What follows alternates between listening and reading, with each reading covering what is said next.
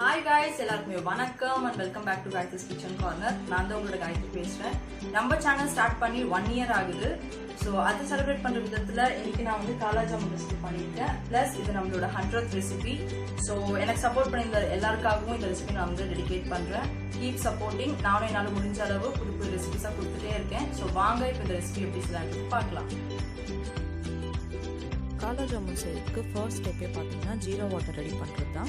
லோலேருந்து medium ஃப்ளேம்குள்ளே stove on பண்ணிவிட்டு நம்ம pan வச்சுக்கலாம். பேனில் வந்து 2 கப் அளவு சர்க்கரை சேர்த்துடலாம். எந்த கப் அளவில் சர்க்கரை சேர்க்குறீங்களோ அதே கப் அளவில் தான் வந்து தண்ணியும் நீங்கள் சேர்க்கணும். ஏன்னா அதிகமாகவோ கம்மியாகவோ சேர்த்திங்கன்னா நமக்கு கன்சிஸ்டன்சி ஒழுங்காக கிடைக்காது. ஸோ 2 கப் சர்க்கரைக்கு நான் 2 கப் அளவு தண்ணி சேர்க்குறேன். தண்ணி சேர்த்ததுக்கப்புறமா இதை நல்லா மிக்ஸ் பண்ணி விடுங்க. சர்க்கரை வந்து ஃபுல்லாக கரையணும். ஜீரா வாட்டர் வந்து மினிமம் ஒரு 15-20 மினிட்ஸ் லோ ஃப்ளேமில் நல்லா கொதிக்கணும். அப்போ தான் நமக்கு ஜீரா வாட்டர் கரெக்டாக கிடைக்கும். இப்போ சர்க்கரை வந்து நல்லா கரைஞ்சதுக்கப்புறமா நான் வந்து ஏலக்காய் முழுசாகவே சேர்க்குறேன். உங்ககிட்ட பவுட்ரு இருக்குது, நாங்கள் பவுட்ரு சேர்க்கணும்னு விருப்பப்படுறீங்கன்னா 1/2 ஸ்பூன் சேர்த்துக்கோங்க. இப்போ வந்து இது நல்லா கொதிக்கணும். பார்த்தீங்கன்னா நல்லா கொதிச்சுட்டு உங்களுக்கு கலர் கொஞ்சம் டிஃப்ரென்ஸ் தெரியும். இது வந்து கம்பி பதத்துக்கு வரக்கூடாது, உங்களுக்கு கொஞ்சம் லைட்டாக ஒட்டுற மாதிரி வரணும்.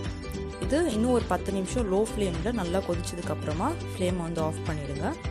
ஹை ஃப்ளேமில் வச்சிடாதீங்க. இப்போ காலா ஜாமுனோட அவுட்டர் பேஸ் நம்ம ரெடி பண்ணிக்கலாம். ஃபர்ஸ்ட் இன்க்ரீடியன்ட் வந்து 1 கப் அளவு பால் பவுடர், இது வந்து 250 ml.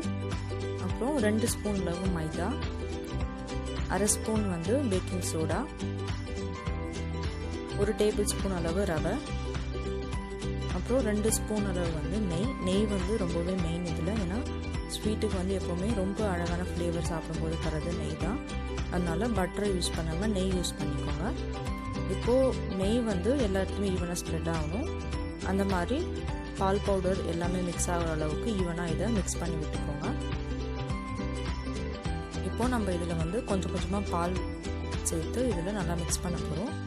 நீங்கள் ரொம்ப பொறுமையாக இதை கொஞ்சம் கொஞ்சமாக பால் வந்து சேர்த்து மிக்ஸ் பண்ணுங்கள். நீங்கள் வந்து ரொம்ப பால் சேர்த்துட்டிங்கன்னா ரொம்ப குழஞ்சிடும், அப்புறம் உங்களுக்கு உருண்டை பிடிக்க வசதியாக இருக்காது. அதனால இது சப்பாத்தி மாவு கன்சிஸ்டன்சி வர அளவுக்கு இதை நல்லா பிசைஞ்சிக்கோங்க. ரொம்ப ஹார்டாக இல்லை, கொஞ்சம் ஸ்மூத்தாக வந்து பிசைஞ்சிக்கோங்க. கையில் அப்பப்போ நெய் தடவிட்டிங்கன்னா உங்களுக்கு மிக்ஸ் பண்ண ரொம்பவே ஈஸியாக இருக்கும். நல்லா பிசைஞ்சதுக்கப்புறமா ஒரு 2 நிமிஷம் இதை மூடி போட்டு விட்டுடலாம். அப்போ தான் வந்து நமக்கு உருண்டை பிடிக்க அது ஒட்டாமல் வரும். ஸோ 2 நிமிஷம் ஆயிட்டதுக்கப்புறமா நம்ம இதுலேருந்து கொஞ்சமான அந்த கோவாவை வந்து எடுத்து தனியாக வச்சுக்கலாம். ஏன்னா இது ஸ்டஃபிங்க்கு யூஸ் ஆக போகுது. அதனால ஸ்டஃபிங்க்கு வந்து நான் பாதாமும் முந்திரியும் சின்ன சின்னதாக சாப் பண்ணி ஆட் பண்ண போகிறேன். உங்களுக்கு வந்து பிஸ்தா இல்லை வேறு எதனா ஆட் பண்ணணும்னு விருப்பம் இருந்தால் கூட நீங்கள் இதில் சேர்த்துக்கலாம். சின்ன சின்னதாக கட் பண்ணி சேர்த்துக்கோங்க, அப்போ தான் வந்து சாப்பிடும்போது நல்லாயிருக்கும். நான் வந்து எல்லோ கலர் ஃபுட் கலரிங் இதில் ஆட் பண்ணுறேன். இது வந்து ஆப்ஷனல், நீங்கள் கண்டிப்பாக போடணும் அப்படின்ற அவசியம் இல்லை. இப்போ நல்லா மிக்ஸ் பண்ணிக்கோங்க. உங்களுக்கு ரொம்ப ஹார்டாக ஃபீல் ஆச்சுன்னா ஒரு 1/2 ஸ்பூன் பால் சேர்த்து மிக்ஸ் பண்ணிக்கோங்க. இப்போ நம்மளோட ஸ்டஃபிங்கை வந்து நம்ம ரொம்ப சின்ன சின்ன உருண்டையாக எடுக்கணும். ஏன்னா நம்ம பால்குள்ளே ஸ்டஃப் பண்ண போகிறதால நீங்கள் பெருசாக வந்து ரவுண்ட் பண்ணிட்டீங்கன்னா நமக்கு ஸ்டஃபிங்க்கு நல்லா இருக்காது. அதனால கையில் வந்து நெய் நல்லா அப்ளை பண்ணிவிட்டு இந்த மாதிரி சின்ன சின்ன பாலாக வந்து நம்ம உருண்டை பிடிச்சி எடுத்துக்கலாம். இப்போது நம்மளோட ஸ்டஃபிங் ரெடி ஆகிடுச்சு. இப்போ நம்மளோட அவுட்டர் லேயரை நம்ம ரெடி பண்ணிக்கலாம். இப்போ பாருங்கள் கொஞ்சம் ஒட்டாமல் இருக்கும். கையில் மறுபடியும் நெய் நல்லா அப்ளை பண்ணிவிட்டு கொஞ்சம் மீடியம் சைஸ் பால் அளவு எடுத்துக்கோங்க. இந்த மாதிரி வந்து நல்லா ஈவனாக ஸ்ப்ரெட் பண்ணுங்கள். அது நல்லா வந்து பால் ஷேப்க்கு வந்ததுக்கப்புறமா இந்த மாதிரி ப்ரெஸ் பண்ணிவிட்டு கொழுக்கட்டைக்கு நம்ம எப்படி ப்ரெஸ் பண்ணுவோம் அந்த மாதிரி மெத்தடை ஃபாலோ பண்ணிக்கோங்க. இந்த மாதிரி நல்லா ஸ்ப்ரெட் பண்ணுங்கள் தின் லேயராக. ரொம்ப தின் பண்ணிடாதீங்க, ஏன்னா நம்ம ஸ்டஃபிங் பண்ண போகிறோம். அதை இல்லைனா வந்து விரிசல் வந்துடும். இந்த மாதிரி நல்லா அதை ஃப்ளாட் பேஸ் பண்ணிவிட்டு உள்ளே வந்து ஸ்டஃபிங் வச்சுட்டு பொறுமையாக வந்து எல்லா சைடில் இருந்து இது ஈவனாக இந்த மாதிரி பண்ணணும். நீங்கள் ஸ்டஃபிங் வந்து ரொம்ப பெருசாக பண்ணியிருந்தீங்கன்னா இது உள்ளே வந்து ஸ்டஃப் ஆகாது. அதனால அதை பொறுமையாக பார்த்து பண்ணுங்கள். இப்போது இந்த மாதிரி நல்லா அதை ஈவனாக ஸ்ப்ரெட் பண்ணிங்கன்னா நமக்கு கிராக்கே இல்லாமல் ரொம்ப சூப்பரான காலா ஜாமுன் வந்து ரெடி ஆகிடும்.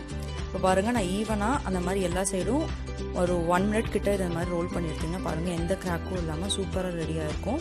உங்களுக்கு வந்து பால் பவுடரில் நான் பண்ணியிருக்கிறதால இது கொஞ்சம் கொஞ்சம் டைம் போக போக வந்து ரொம்ப ட்ரை ஆகிடும். அதனால் அப்பப்போ ஒரு 1/2 ஸ்பூன் பால் வந்து அதில் சேர்த்து மிக்ஸ் பண்ணி பண்ணிங்கன்னா உங்களுக்கு கிராக்கே இல்லாமல் ரொம்ப ஸ்மூத்தான காலா ஜாமுன் ரெடி ஆகும். ஸோ இதே மாதிரியே நம்ம மீதி இருக்கிற மில்க் பவுடரோட பேஸ் வச்சு எல்லாமே ரெடி பண்ணிக்கலாம். ஸோ மெயின் ஸ்டஃபிங் வந்து மேலே இருக்கிற அவுட்டர் லேயரோட பெருசாக இல்லாமல் பார்த்துக்கோங்க.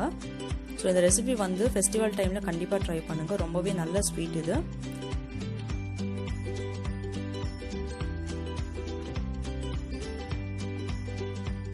இப்போ நம்மளோட எல்லா ஜாமும் ரெடி ஆகிடுச்சு. பாருங்கள், கிராக்கே இல்லாமல் ரொம்ப சாஃப்டான அவுட்டர் லேயர் நீங்கள் இந்த மாதிரி ரெடி பண்ணோன்னா அப்பப்போ கொஞ்சம் பால் சேர்த்து மிக்ஸ் பண்ணால் பர்ஃபெக்டாக இருக்கும். அண்ட் இதுதான் வந்து ரொம்ப முக்கியமான ஸ்டெப் காலா ஜாமுனில். நான் வந்து கொஞ்சம் குழியான பாத்திரம் எடுத்திருக்கேன். நீங்கள் வந்து அகலமான பாத்திரம் எடுத்துக்கோங்க. அப்போ தான் வந்து ஜாமுன் ஒன்றுக்கு ஒன்று ஒட்டாது. அண்ட் ரொம்ப முக்கியமான விஷயம் என்னென்னு பார்த்தீங்கன்னா, இது நீங்கள் 15 நிமிஷம் வந்து லோ ஃப்ளேமில் மட்டுமே இதை வந்து நீங்கள் ஃப்ரை பண்ணி எடுக்கணும். மீடியம் ஃப்ளேம்லேயோ ஹை ஃப்ளேம்லேயோ இது நீங்கள் பண்ணவே கூடாது. அண்ட் நீங்கள் ஒரு உருண்டையும் போட்டுட்டு ஒரு 15 செகண்ட்க்கு அப்புறம் தான் இன்னொரு உருண்டையும் நீங்கள் சேர்க்கணும். இல்லைனா ஒன்றுக்கு மேலே ஒன்று ஒட்டிக்குச்சுன்னா உங்களுக்கு ஜாமுன் ஒழுங்காக கிடைக்காது. அதே மாதிரி பொறுமையாக ஒரு உருண்டையும் நீங்கள் அதில் போட்டுட்டு நீங்கள் எண்ணெயை மட்டும் அப்பப்போ வந்து இந்த மாதிரி ஸ்பூன் வச்சு மிக்ஸ் பண்ணி விட்டுக்கோங்க. அந்த ஜாமுனில் அது படக்கூடாது, அந்த மாதிரி பார்த்துக்கோங்க.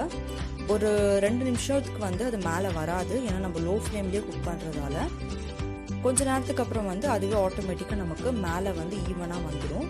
அதனால இந்த ஸ்டெப்பெல்லாம் ரொம்ப பொறுமையாக, ஃபர்ஸ்ட் டைம் பண்ணுறதா இருந்தாலுமே பரவாயில்ல, பொறுமையாக பண்ணாலே உங்களுக்கு ஈவனாக டேஸ்ட் வந்து கிடைக்கும்.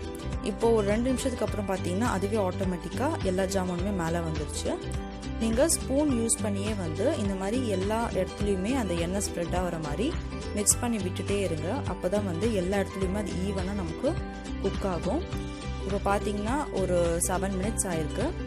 அண்ட் இப்போ ஒரு 10 மினிட்ஸ் ஆயிருக்கு. இப்போ உங்களுக்கு கலர் சேஞ்ச் வந்து நல்லாவே தெரியும். நமக்கு வந்து ரொம்ப டார்க் பிளாக் ஆகக்கூடாது. டார்க் ப்ரௌன் ஸ்டேஜில் வரும்போது நீங்கள் ஃப்ளேம் ஆஃப் பண்ணிடலாம். மெயின் இது எல்லா சைடுமே நல்லா குக் ஆகணும். இப்போ பார்த்தீங்கன்னா நம்மளோட காலா ஜாமுன் ரொம்ப பர்ஃபெக்டாக 15 மினிட்ஸில் ரெடி ஆகிடுச்சு. இப்போது நம்ம ஜீரா வாட்டரில் இதை ஆட் பண்ணிடலாம். மெயின் இது உள்ளே வந்து நல்லா வேகணும்னா நீங்கள் 15 to 20 மினிட்ஸ் லோ ஃப்ளேமில் மட்டுமே இது குக் பண்ணணும். ஸோ அது ரொம்ப முக்கியமான ஸ்டெப். ஸோ அதை வந்து ஸ்கிப் பண்ணாமல் பொறுமையாக பண்ணுங்கள். அண்ட் ஜாமுன் வந்து 1 hour நல்லா ஊறணும் ஜீரா தண்ணியில். ஸோ நீங்கள் ஒரு 10 இல்லை 15 நிமிஷத்துக்கு ஒரு முறை இந்த மாதிரி ஸ்பூன் வச்சு அதை திருப்பி விட்டுட்டே இருங்க. அப்போ தான் அது எல்லா இடத்துலையுமே நல்லா நமக்கு சோக் ஆகும். இப்போது 1 hour மேலே நல்லா இது சோக்காயிருக்கு. ஸோ நம்ம ஜீரா தண்ணியில் பார்த்தீங்கன்னா அது ரொம்பவே நல்லா சோக்காய் சூப்பரான காலா ஜாமுன் ரெடி ஆகிடுச்சு. ஸோ கண்டிப்பாக இந்த ரெசிபி நீங்கள் ட்ரை பண்ணி பார்த்துட்டு எனக்கு கமெண்ட்ஸில் சொல்லுங்கள் மறக்காமல். ஸோ இப்போ டேஸ்டிங்க்கு வந்து நான் எங்கள் அண்ணன் கிட்ட தான் முதல்ல கொடுக்க போகிறேன். பார்ப்போம்.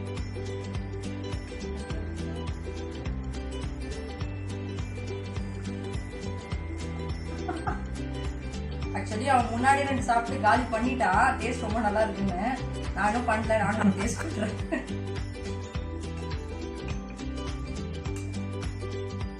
உள்ள பாருங்க, ஸ்டஃபிங் எல்லாம் ரொம்பவே நல்லா இருக்கு.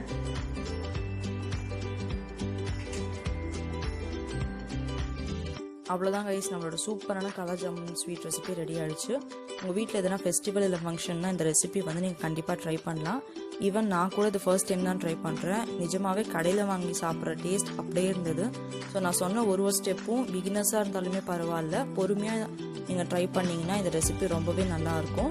அண்ட் நீங்கள் வந்து இது ஒரு 1 hour ஊற வச்சா தான் உங்களுக்கு இந்த எசன்ஸோட டேஸ்ட் கிடைக்கும். ஸோ மறக்காமல் இந்த ரெசிபி நீங்கள் ட்ரை பண்ணிவிட்டு எனக்கு கமெண்ட்ஸில் சொல்லுங்கள். அண்ட் இந்த பயோடிகிரேடபிள் ப்ராடக்ட் பற்றி நான் வந்து கஸ்டர்ட் ஹல்வா ரெசிபி ரக்ஷா பந்தன் ஸ்பெஷலில் நான் போஸ்ட் பண்ணியிருந்தேன். ஸோ அதோட அவுட்புட் தான் வந்து இந்த துளசி பிளான்ட். ஸோ வந்து இந்த மாதிரி ஆர்கானிக் பிளான்ட்ஸாக வந்து நீங்கள் யூஸ் பண்ணால் மற்றவங்களுக்கு கிஃப்டாக கொடுக்கும்போது ரொம்பவே நல்லாயிருக்கும். ஸோ ஹோப் இது கூட ஒரு இன்ஃபர்மேட்டிவான விஷயம் நினச்சி உங்கள்கிட்ட ஷேர் பண்ணிக்கிறேன்.